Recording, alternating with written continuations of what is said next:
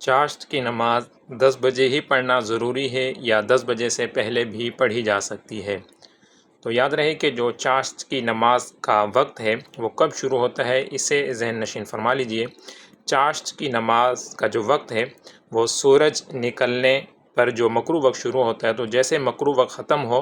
تو ویسے ہی چاشت کی نماز کا وقت شروع ہو جاتا ہے۔ لہٰذا مکروہ وقت ختم ہوتے ہی اگر کوئی شخص چاشت کی نماز پڑھنا چاہے تو وہ پڑھ سکتا ہے کہ اس کا وقت شروع ہو چکا ہے۔ البتہ اس کا جو افضل وقت ہوتا ہے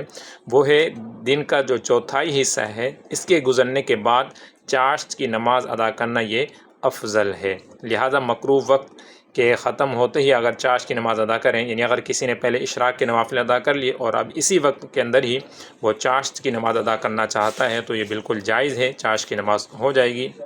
اس کی رکعتیں کتنے، اس حوالے سے بھی پوچھتے رہتے ہیں لوگ، تو اس کی کم از کم 2 رکعت ہیں اور زیادہ سے زیادہ اس کی 12 رکعت ہیں، اور اس کی 2 رکعت کے حوالے سے پیاری فضیلت ہے۔ طبرانی شریف کی حدیث پاک ہے جس کا مفہوم ہے کہ جو شخص 2 رکعت چاشت کے نوافل پر مواظبت کرے، یعنی ہمیشہ پڑھتا رہے، تو اس کے گناہ بخش دیے جائیں گے اگرچہ سمندر کی جھاگ کے برابر ہوں۔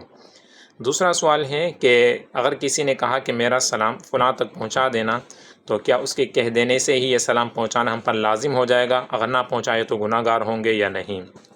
تو اس حوالے سے شرعی اصول یہ ہے، قاعدہ یہ ہے